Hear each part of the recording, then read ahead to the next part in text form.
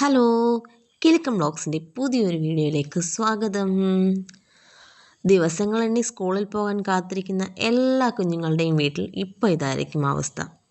2 വർഷമായിട്ട് ഇവർ തന്നെയാണ് കേട്ടോ ഇവരുടെ ബുക്കും പുസ്തകമൊക്കെ പൊതിയുന്നത്.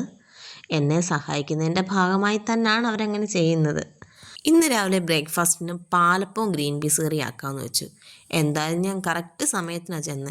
ഇത്രയും കൂടെ താമസിച്ചായിരുന്നെങ്കിലുണ്ടല്ലോ അവൻ തൂവി മറിഞ്ഞു പോയേനെ.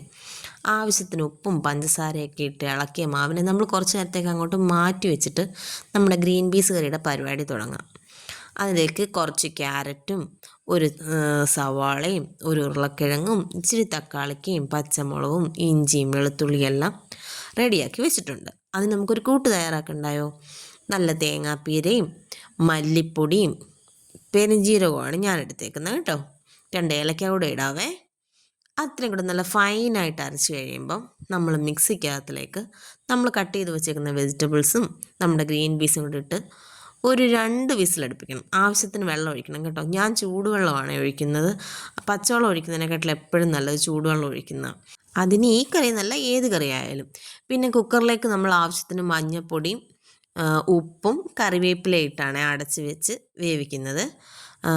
നല്ല ഒരു 2 വിസിൽ മതി. അപ്പോഴത്തേക്കും ഗ്രീൻ പീസും എല്ലാ കാര്യങ്ങളും റെഡിയാവും. പിന്നെ അവനെ നമുക്ക് കടുക് വറുത്തെടുക്കണം. അതിന് മുമ്പ് നമുക്ക് പാലപ്പം ഉണ്ടാക്കിയെടുക്കാം കേട്ടോ. പാലപ്പം വളരെ സോഫ്റ്റ് അല്ലെങ്കിൽ തിന്നാൻ ഭയങ്കര ബോറിംഗ് ആയിരിക്കും കേട്ടോ. എന്തായാലും ഞാനിന്നുണ്ടാക്കിയ പാലപ്പം നല്ല അടിപൊളി, നല്ല കുലുസിട്ട പാലപ്പം കണ്ടില്ലേ, നല്ല പതുപതാന്നിരിക്കുന്നതാണ് കേട്ടോ. നല്ല അടിപൊളി പാലപ്പമാണേ. ഈ പരസ്യത്തിലൊക്കെ പറയുന്ന പോലെ നല്ല സോഫ്റ്റുമാണ്, നല്ല കുലുസിട്ട പാലപ്പമാണ് കേട്ടോ. പിന്നെ കടുക് വറക്കുന്നതൊക്കെ സാധാരണ എല്ലാവരും നോർമലി ചെയ്യുന്ന പോലെ തന്നെ കടുക് പൊട്ടിക്കുക, ഉള്ളി ഇടുക. അതിനു മുമ്പ് നമുക്ക് ഗ്രീൻ പീസിനെ കുറിച്ചുള്ള കുറച്ച് ഗുണങ്ങൾ പറയാം കേട്ടോ. നല്ലപോലെ അന്നജം അടങ്ങിയിട്ടുള്ള ഒരു പയറുവർഗ്ഗമാണ് ഗ്രീൻ പീസ്. അതുപോലെ വൈറ്റമിൻ സി, പ്രോട്ടീൻ, ചെറിയ അളവിൽ കൊഴുപ്പുമുണ്ട്, വൈറ്റമിൻ എ, മഗ്നീഷ്യം, പിന്നെ നല്ല രീതിയിൽ ഫൈബർ. അതുപോലെ വെയിറ്റ് ലോസ് ചെയ്യുന്നവർക്ക് കഴിക്കാൻ പറ്റുന്ന പയറുവർഗ്ഗമാണ് ഗ്രീൻ പീസ്. അപ്പോഴത്തേക്കും നമ്മുടെ പാലപ്പൊക്കെ റെഡിയായി. ഏട്ടൻ ബ്രേക്ക്ഫാസ്റ്റ് കഴിക്കാൻ വന്നു. ഏട്ടൻ ബ്രേക്ക്ഫാസ്റ്റ് കഴിച്ചുകൊണ്ടിരിക്കുന്നു. പാലപ്പം ഗ്രീൻ പീസ് കറി നല്ലതാണെന്ന് ഏട്ടൻ പറയുന്നുണ്ട്. ഞാൻ എൻ്റെ കോഫി ഇവിടെ കൊണ്ട് വെച്ചിട്ട് കിച്ചണിലോട്ട് എന്തിനോ പോയേക്കുവാണേ. അതാണ്ട് വന്നു ഞാൻ. പിന്നെ ഇപ്പം അതെ ഏട്ടൻ്റെ കൂടെ ഏട്ടൻ്റെ പാത്രത്തിൽ നിന്ന് പിച്ചി ഒരു ശകലം കഴിക്കുന്ന അതാ എൻ്റെ ബ്രേക്ക്ഫാസ്റ്റ് എന്ന് പറയുന്നത്.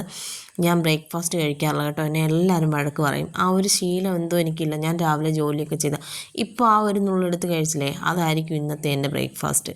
എനിക്കറിയാം ബ്രേക്ക്ഫാസ്റ്റ് സ്കിപ്പ് ചെയ്യരുതെന്ന്. പക്ഷേ എന്നാലും ഉണ്ടല്ലോ, ഞാൻ രാവിലെയുള്ള ജോലികളൊക്കെ ചെയ്ത് വരുമ്പോഴത്തേക്ക് ഏകദേശം 10 മണിയോളം ആകും. പിന്നെ എങ്ങനെയെങ്കിലും കടയിലോട്ട് പോകണമല്ലോ എന്ന് വിചാരിച്ച് പെട്ടെന്ന് ഫ്രഷായി അങ്ങ് പോവാറാണ് പതിവ്. പക്ഷേ എന്നെ എല്ലാവരും വഴക്ക് പറയും. ഏട്ടനും അമ്മയും ചേച്ചിമാരും വീട്ടിലമ്മയും എല്ലാവരും വഴക്ക് പറയും രാവിലെ ഈ ബ്രേക്ക്ഫാസ്റ്റ് സമയത്തിന് കഴിക്കാത്തതുകൊണ്ട്. പിന്നെ ഏട്ടൻ ബ്രേക്ക്ഫാസ്റ്റൊക്കെ കഴിച്ച് കഴിഞ്ഞ് ഏട്ടൻ ടാറ്റയൊക്കെ കൊടുത്ത് പറഞ്ഞ് വിട്ട് കഴിഞ്ഞപ്പോഴാണ് എന്നെ കാത്ത് വളരെ വലിയൊരു ജോലി ഇരുന്നത്. മഴയായതിനാൽ 4-5 ദിവസം കൊണ്ട് കൊണ്ടുവന്നിരുന്ന വേസ്റ്റ് എല്ലാം അവിടെ ഇരിക്കുന്നുള്ളൂ. വേസ്റ്റ് എന്ന് പറഞ്ഞാൽ നമ്മുടെ കടയിലെ ഫ്രൂട്ട്സിൻ്റെ വേസ്റ്റ് എല്ലാം കടയിൽ വന്ന ഒരാൾ എടുത്തുകൊണ്ട് പോവുകയാണ്. പക്ഷേ ഈ കാർട്ടൂണുകളും ഈ കാളാമണ്ടും എല്ലാം ഇങ്ങോട്ട് വരും. പക്ഷേ കാളാമണ്ട് നല്ല വളമാണ്, നല്ല സൂപ്പർ വളമാണ്. ചെറിയൊരു ജലദോഷത്തിൻ്റെ മയമുള്ളതുകൊണ്ട് എനിക്ക് ഇടയ്ക്കിടയ്ക്ക് എൻ്റെ മൂക്കടച്ച് വരുന്നുണ്ട് കേട്ടോ.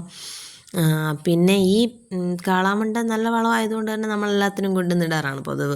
പിന്നെ ഈ പേസ്റ്റ് പൗഡർ, അത് നമുക്ക് വല്ലപ്പോഴും ഇച്ചിരി പൈസ ഉണ്ടാക്കാനുള്ള ഒരു മാർഗ്ഗമാണ്. ഈ പേസ്റ്റ് പൗഡറെല്ലാം ഞങ്ങൾ സൂക്ഷിച്ച് സ്റ്റോർ ചെയ്ത് വെക്കാറാണ് പതിവ്.